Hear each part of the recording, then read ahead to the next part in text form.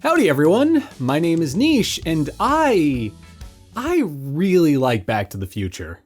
In fact, it's actually one of my favorite franchises of all time. Hell, the series was literally the thing my best friend and I bonded over every time we saw each other for about 20 years or so until he died, and I still keep a framed photo of us photoshopped into Back to the Future 3 by my desk because I miss the guy.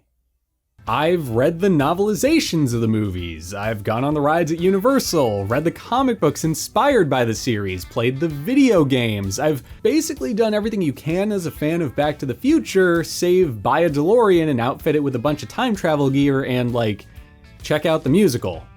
But despite my love for Back to the Future, I never really thought to look too deeply into it or its sequels. Why would I? For as long as I've known about the series, it's simply been a really fun collection of movies. I mean, the first film was a romantic comedy about time travel and learning how to stand up to your bully. And sure, by the end of the third movie, that premise evolved to be about how our lives are what we make of them and all, but this is all still relatively open and shut stuff, isn't it? To be blunt and answer my own question, yeah. But there also isn't necessarily a rule about mainstream movies not being allowed to transcend their explicit message. Additionally, there aren't any laws about the only valid interpretation of a film needing to be the one intended by its creators. So in the spirit of that, I decided to sit down and try to view these flicks through a different lens. And you know what?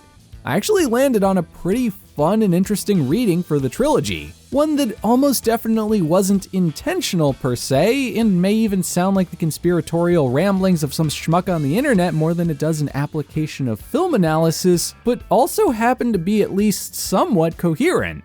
Basically, I think that Back to the Future can be taken as a metaphor for classic American culture, specifically the Reagan-tinted 50s nostalgia of the 1980s, and why it's, to use a more polite term, a little misleading.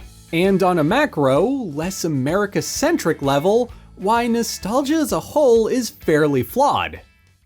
So as a quick reminder of the plot of Back to the Future, it's about this guy named Marty whose crazy crackpot best friend Dr. Emmett Brown has created a time machine. Following a not-so-random terrorist attack that probably could have been avoided if Doc didn't leave his name written on the side of his truck, our main character finds himself trapped in the 1950s and nearly erases himself from existence in the process. To prevent this from happening, he needs to play matchmaker to his mom and pa so that they do the twist, the monkey, and the bunny hop, and he needs to deal with his dad's boyhood bully Biff as well as his three stooges. It's a tale as old as time, and it's been parodied or referenced everywhere because it's one of the most iconic movies from the decade.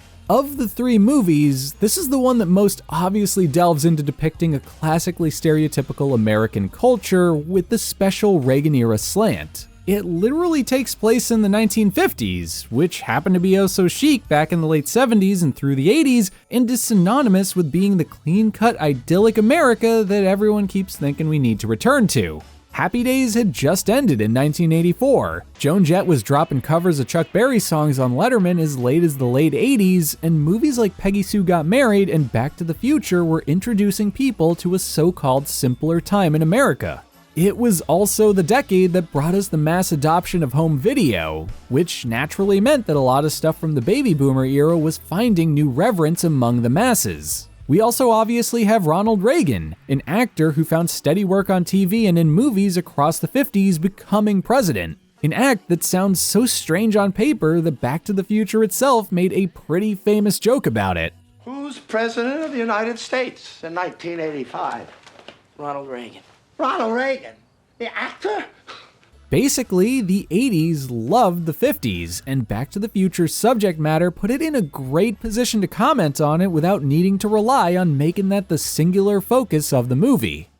At the beginning of the film, we're introduced to Hill Valley in a sequence that depicts Marty's trip from Doc's garage over to the high school he attends. During the sequence, we see that Hill Valley is a little run down, with chipped paint on its buildings, its town square being little more than a parking lot, and a spread of consumer franchises like Burger King and Toys R Us outside of Doc's home, which used to be a residential area. There's even a movie theater in the middle of town that's a straight-up porno house. These aren't inherently bad things per se, but we're shown what the present for a town like Hill Valley is, and we're given a frame of reference for the stuff that comes later in the movie. Similarly, we get a look at Marty's personal relationships, such as how he's dating the caring and supportive Jennifer Parker, has Principal Strickland riding him at every chance he gets, and how his parents are in an unhappy marriage that has unintentionally soiled the lives of their children. Lorraine's an alcoholic in seeming denial about how miserable she is, and her husband George is... well, George is George. Oh, no. This all paints a pretty clear picture for us as viewers. The present is a complicated, disappointing, and worn down time to live in. Things are hard, to the point of Doc Brown needing to work with Libyan terrorists to build his time machine. And the answer presented by the film to all of the societal ills of the 80s is time travel of all things. After we're introduced to the DeLorean time machine, Doc does mention that he's curious what the next couple of decades holds in store for society, but the film itself, and even its sequels outside of the first act of Back to the Future Part 2, are much more interested in returning to the past. Doc has reverence for the past, and he even literally calls the day he invented time travel a red letter date within the world of science. Sure, this is because the dude literally just invented a time machine and was feeling a little celebratory of the fact, but it's also telling that he frames his achievement within the context of something that happened 30 years ago. Doc doesn't view the creation of the time machine and the successful testing of it as the invention itself. He views what may have been a mild concussion followed by some Delulu arts and crafts with a pencil in the 50s as it. It works! I finally invent something that works! It's your ass, it works. Back to the Future was never actually about going to the future. It's a story whose inception came from Bob Gale stumbling across an old yearbook photo of his pops and wondering if they would have been friends had they met as teenagers. The concept of reviewing something from the past and questioning our relationship with it, though vaguely tangential to how it's handled in the final movie, was the literal jumping off point for it. It's even one of the only things that basically remained unchanged from its wildly different first draft through its release. As for the past that many people seemed to be clamoring for, both within the fictional version of 1985 in the film and the actual 1980s, a decade where Reagan just so happened to coin a phrase that we can't seem to shake over 40 years later, To make America great again. it's seemingly a bit picturesque at first. After Marty gets mistaken for a spaceman from Pluto, as well as a sign of impending nuclear holocaust, he makes his way back to Hill Valley on foot. And once he's there, we're introduced to a sequence that goes out of its way to evoke Dorothy entering Oz for the first time. He wanders the town square and is shocked to see how clean and pristine everything is. Aside from nearly getting mowed down by a car at an intersection, the entire scene is played as if he stumbled into a dream. I mean, Mr. Sandman as performed by the Four Aces is playing, and the guy literally says that he must be dreaming. It's gotta be a dream. And based off of what we had seen earlier, it's hard not to see why. Downtown Hill Valley actually has a thriving economy. There's a record shop, a cafe that everyone goes to, a full-service gas station, and an actual movie theater showing a movie starring, you guessed it, Ronald Reagan. The town square even has a sign that explicitly calls Hill Valley a nice place to live, as well as tells people to drive carefully and name checks the future farmers of America. 3 things that we know aren't inherently true, because Hill Valley isn't the nicest place to live in the 80s, though there isn't much to suggest that it's a bad place to live outside of a surprisingly active terrorist presence. Similarly, people don't drive carefully because Marty's about to get biffed by his grandpa's car and because Biff's about to get biffed by manure twice over the course of the series. Plus, 1980s Hill Valley no longer has a farm because Old Man Peabody sold it to make a mall.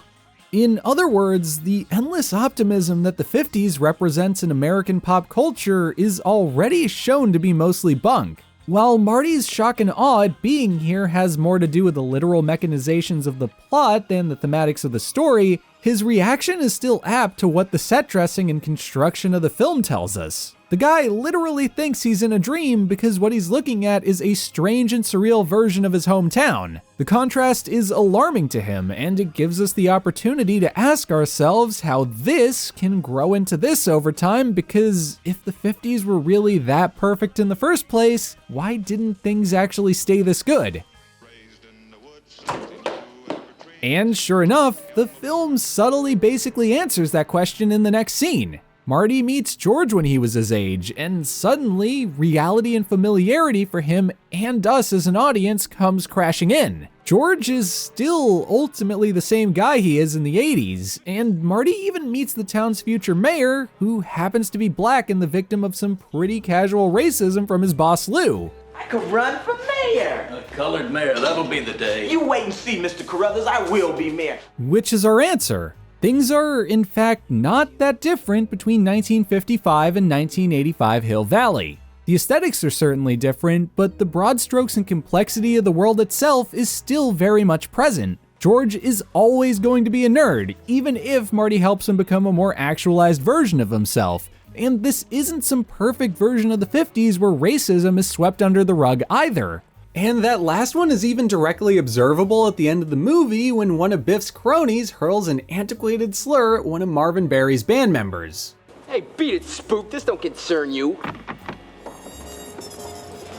Who you calling Spook, Peckerwood?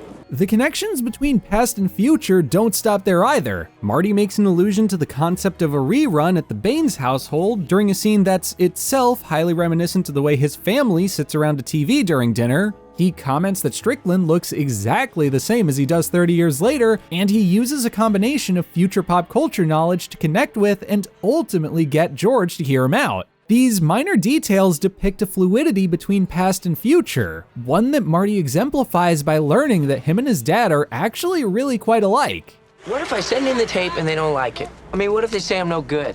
What if they didn't like them? What if they told me I was no good? I guess that would be pretty hard for somebody to understand. No. No, not hard at all. By the end of the movie, we even see that George has seemingly memorialized his run-in with Marty in the 50s in the form of his debut novel, something that's a literal fictionalization of a past that we had a deeper, more thoughtful look at than he ever did. It's still nostalgia for the 50s as far as we can tell, but it's one that's based off of a more nuanced version of that decade. Not to mention, it's one that's explicitly positioned as a work of fiction.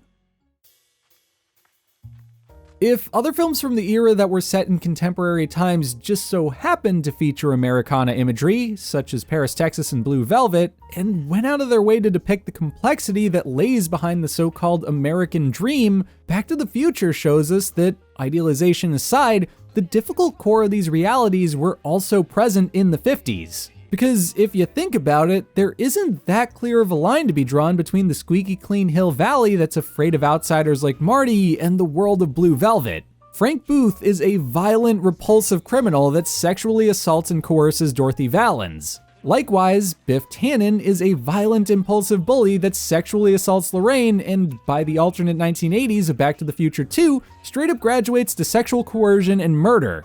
Similarly, the abandoned child of Paris, Texas, whose father abused his mother into seeking repentance, has a living situation that isn't altogether that different from the one we can infer Biff grew up in. While it's never explicitly stated in the movies, we know that Biff's family comes from a long history of being, what's the word? He's an asshole. Yeah, that, and that he lives with his grandmother in the 50s. Again, that isn't that different from what we see in Paris, Texas, where Hunter lives with his aunt and uncle. It's just implied as subtext here because this is a major motion picture. The juxtaposition of these films side by side is saying that the ugly drab Hill Valley in 1985 isn't some new thing. It's always been this way and has only become more blatant about it over time due to the loss of romance and the facade of it being some all-American utopia. Thanks to the second movie, we can even get a look into what happens when a character bored of this era goes unchecked in his power and is able to make and craft the world in his image. And when that happens, we can also see that the present Hill Valley of the first film is preferable to a reality where a man like Biff, who takes on a very explicit all-American hero self-made billionaire tycoon persona, is calling the shots. I just want to say one thing. God bless America. Speaking of Back to the Future Part 2, its joking portrayal of the 2010s even manages to hit home in the sense that it depicts what another 3 decades of nostalgia will do to culture, and, well, once you scrub the obvious tongue-in-cheek inaccuracies aside, it's fairly on the money. The through line in the 2015 portion of the movie's biggest takeaway is that people in the 80s thought that society would be as nostalgia-pilled for the 80s as they were for the 50s. And while this is understandable, since they only had the 80s as a point of reference and yeah, they were pretty obsessed with the 50s, the portrayal of the society isn't that far off from what actually happened, give or take a decade. Stuff like the Cafe 80s was a fair prediction to make based off of the existence of stuff like Johnny Rockets in 1986, as was its depiction of our love for holding on to the legends and hallmarks of pop culture past. For example, Michael Jackson's one of the waiters at the cafe and Beat It's playing in the background, which is ironically perfect because he had a posthumous album drop and a hologram performance back in 2014. Kids are also playing 80s video games, and based off of a quick Google Trends search, retro gaming has been on a steady climb since the early 2000s. We even get good old Ronnie as a waiter espousing some of the decade's trademark optimism because of frickin' course we do. As if that isn't enough, he's even there via a Max Headroom-like simulacrum of the real person, which highlights the artifice of the entire cafe and is really relevant to the modern world because of the AI of it all. Back to the Future's 2015 may have the sunny disposition of Reagan's 80s, but it's honestly also a little depressing. It's completely obsessed with itself and its own history, to the point where we don't see many, if any, new cultural landmarks from the era. We see hover conversions and hoverboards, sure, but aside from removing a couple of wheels, it isn't that different from what people had in the 80s. Plus, people have wanted that stuff since the early to mid 20th century, so it isn't that radical or new. Even the future McFly household is basically just a house from the 80s with more abundance and convenience, which kinda says it all. This future isn't one of substance, it's one of quantity where some of the painful realities from the 50s and 80s, like a McFly getting bullied or a McFly marriage on the rocks, are barely given a new coat of paint. Even worse, while it indulges in things pertaining to its own past, history low-key just repeats itself, down to Marty engaging in a town square chase against this era's Tannen. Something very familiar about all this. There's a vague Midnight in Paris-ness to the world of Back to the Future. People in the 80s at least somewhat fondly recall the 50s, especially in Biff's reality where the schmuck parked his old Ford on display like it's a DeLorean at Universal Studios. Likewise, people in the 2010s have this weird Peter Pan-like boner for Spielberg in the 80s, which isn't entirely off base in our post-Ready Player One, post-Stranger Things, post-whatever the hell you call Ghostbusters at this point world. But just as Owen Wilson's Gale learns when he's taken back further to the 1800s in that Woody Allen picture, it's all somewhat hollow. Everybody is constantly wishing to be a part of a so-called simpler time. We all have our personal renaissances, and ultimately, the romance of having one can be more constructively used to improve our present, as opposed to being a simple escape. Surely you don't think the 20s are a golden age? Well, yeah, to me they are. But I'm from the 20s and I'm telling you the golden age is La Belle Époque. If you stay here, though, and this becomes your present, then pretty soon you'll start imagining another time was really your, was really the golden time. Yeah, that's, what the present is. It's a little unsatisfying because life's a little unsatisfying. And for a different, but still composite take on this idea, we can look at Back to the Future Part 3. The movie opens with him stranded in the 1800s, which is something he's surprisingly okay with since the era happens to be his Roman Empire of sorts. But just as I've previously shown with the 50s, things aren't that simple. The 1800s are a complex time, and despite his best efforts to future it up a bit with stuff like a homemade refrigerator and specially designed Presto logs, it's still a hard time to be alive. If it isn't the old westness of the era that's literally going to kill him someday, it's his inexperience with love that gets to him. It's also the lack of modern amenities like Tylenol, basic drinks like water at saloons, or the fact that he's surrounded by people that largely can't relate to the world that he's come from. Heck, based off of how the 1950s Doc dressed Marty up, we can even infer that Doc himself didn't fully know what he was signing up for until he had to actually live there. Of course! Haven't you ever seen a Western? Yeah, I have, Doc. And Clint Eastwood never wore anything like this. In short, the romantic era Doc thought he landed in doesn't actually exist. It's just like the 50s in that, for every cool or iconic thing we know about it from pop culture, there's probably a couple pretty big details that we're missing out on too.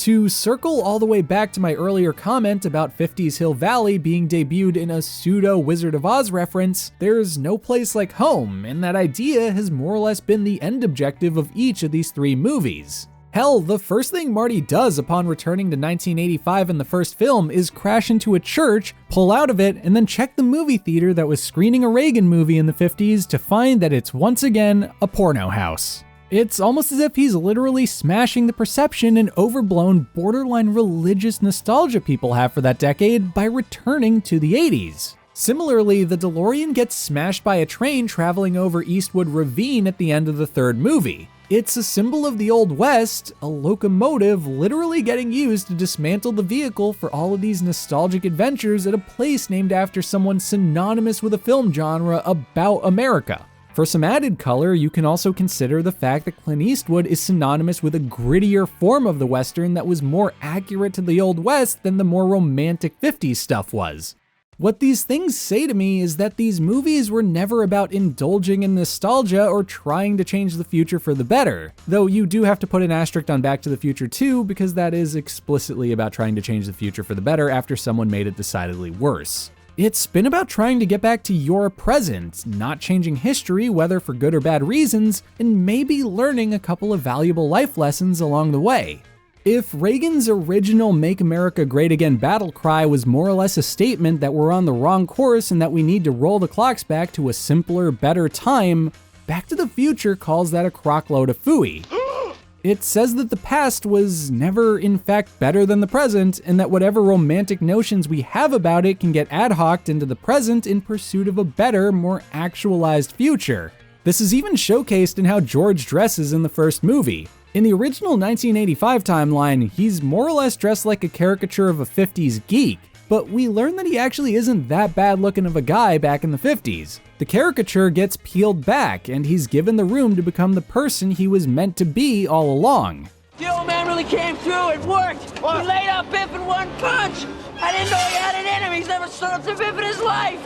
So, when Marty wakes up in his new 1985, one that's ostensibly identical to the one he left aside from what happened to his parents and Biff, George is still the George we saw back in the 50s. He's just confident and dresses a bit better now, as opposed to looking like the schlub he was at the beginning of the picture. Hell, even Biff manages to reinforce this idea while also embodying the opposite side of the coin. Just like Marty inadvertently did in the first movie, he uses the time machine to improve his future, but does it only as a swindler would thanks to the sports almanac. Because of this, he's basically able to bend Hill Valley in his image thanks to the manipulation of statistics, data about history that he can use to warp the way the timeline is supposed to go. It's pretty heady stuff, but the way I feel it ties into the image of a classic America is that it works as a metaphor for him trying to force his idealized worldview from his adolescence into existence. As for why he handed the almanac to himself in the 50s of all times, we don't really have to think that hard to figure out why.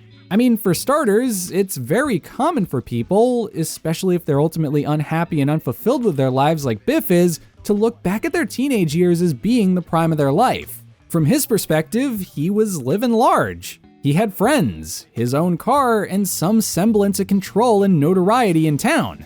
But that also all changed the week Marty strolled by. His friends straight up disappear from the first movie after George punched him out, though we do later learn that Marty had something to do with that. His car literally got shit-canned twice, and he becomes submissive and passive around George McFly in the 80s. In his eyes, he's effectively been spayed and neutered. To phrase it another way, the reason his version of Hill Valley is so overwrought with overly masculine ideas of cool is because he's overcompensating for the time someone punched his lights out for trying to rape a girl at a school dance. He's still that scared, cowardly auto detailer from the end of the first movie, but he's hiding behind an outwardly powerful persona. Biff finally gets even with George by pathetically shooting him some 20 years after high school. He finally married Lorraine, but clearly coerced her into doing it, and in the process turned her into an alcoholic plastic surgery caricature of herself. You were the one who wanted me to get these things. If you want them back, you're gonna have them. It's like the guy's in constant denial of what happened to him in the 50s, down to the song that's playing in his town square being I Can't Drive 55, and the number 55 in it somewhat cheekily matching the year that everything went bad for him. The man may have gotten the things he wants, but he's more or less trampled over everyone he knows and created a Pottersville version of his hometown that's central core is a 50s biker casino in the process. Basically, to make his life quote-unquote great again, Biff unintentionally exposed the fragility of his worldview and made everyone else's life decidedly ungreat. By focusing on a heavily selfish and nostalgic version of what he believes a good life to be, as well as forcing people to adhere to it, he exposes the issue of romanticizing the 50s and the past as a whole. Just as Gale learned in Midnight in Paris, his greatest time in history is only that for him and a few others. For everyone else, it could easily be misconstrued as hell on earth. It's not even that Biff's 1985 even strips the world of the complexities of reality. They're actually all still here, just viewed to the point of cartoonish parody. Like, instead of working at a diner or only being a band member, minorities are terrorized homeowners who don't want to be strong-armed out of their property. Instead of physically stripping Lorraine of her bodily autonomy, he's literally stripped her of her own body. And instead of torturing the McFly's home with his presence, he's effectively erased their family from Hill Valley wholesale. To make matters worse, I think Old Biff is literally selfish enough to kick this sequence of events off knowing that it could bring about the end of the universe. In the first act of Back to the Future Part 2, Doc loudly explains how paradoxes work in an alleyway while Biff is hiding nearby, and the guy had to have been within earshot of that entire speech. He literally comes out of his hiding spot a minute later and everything, having heard the tail end of it, so it's safe to infer that he got the whole message. And that says it all. He's so consumed with making his life better that he doesn't give a crap if it ends history itself. The takeaway I got from looking at these movies this way is simple. The future isn't set in stone, and it doesn't need to reflect one particular era. Because there are so many people on the planet and they each have different ideas of what is or isn't a good life, we should probably just quit on nostalgia while we're ahead and work on making a better future we can all actually enjoy. 50s America, American exceptionalism, or any type of romanticized take on our past is usually formed from a lie. The word nostalgia literally comes from the Greek words for homecoming and sorrow. It's a term that was originally considered a medical condition and aptly describes the relationship that multiple characters in this series have with the past. Whether it's a drunk Lorraine remembering the day she first met George, Old Biff fondly remembering one of the worst days of his life, or Doc literally getting to live out his dream of residing in the Old West until he gets shot, we can literally see that none of these things go well for them. Rather than live in the past, the last line of the movie says it all when Marty asks Doc if he intends to go back to the future, and he merely replies, "Nope, already been there." After telling Marty and Jennifer that their futures are whatever they make of it, Doc prepares to go on new adventures. Something that may take place in the past for all we know, but can be implied to not be fueled by nostalgia or done with intent to tamper with history. So there you have it. A fun little reading of Back to the Future as a commentary on nostalgia. Is it me, or was there actually maybe kinda something to this? Let me know what you think in the comments, as well as what your favorite entry in the series is. I think that the first one is obviously the best one in the series in terms of its screenplay and directing, but I also have a huge soft spot for the third movie. Like, I rewatched all of them in preparation for this video, obviously, and I couldn't help but just have so much fun with Back to the Future Part 3. Everything from the Wild West version of the theme to them just trying to figure out how to go back to the future. I love it. I could have just stayed with that movie and that world for another half an hour and died a happy man. Anyway, if you enjoyed this video, you're more than welcome to subscribe or drop a like on it, and maybe make a pit stop at my Patreon. I just make these videos whenever I have time to and whenever I have a fun idea for one, but you know, showing your support's cool. It means you're supportive. You're also welcome to check out my podcast, Media Obscura, which is currently on hiatus, but I'm working on putting it back out there. It's a retro movie and TV podcast where I basically talk about old movies and TV shows. It's kind of all in the name, I think. Additionally, you could check out my novel, Guppy Falls. It's a coming-of-age YA friends-to-lover romantic comedy, and I don't know, I'm proud of it. I wrote a book, and I'm telling people about it because that is not easy. You can check it out on Amazon, and you can actually read it for free if you're a Kindle Unlimited subscriber. Anyway, I hope you enjoyed the video. That's all for now. So yeah, bye. Just arrived. Oh, hi, Marty. I think it's your new book. Honey, your first novel. Like I've always told you, put your mind to it, you can accomplish anything. Oh, Marty, here's your keys. You're all waxed up, ready for tonight.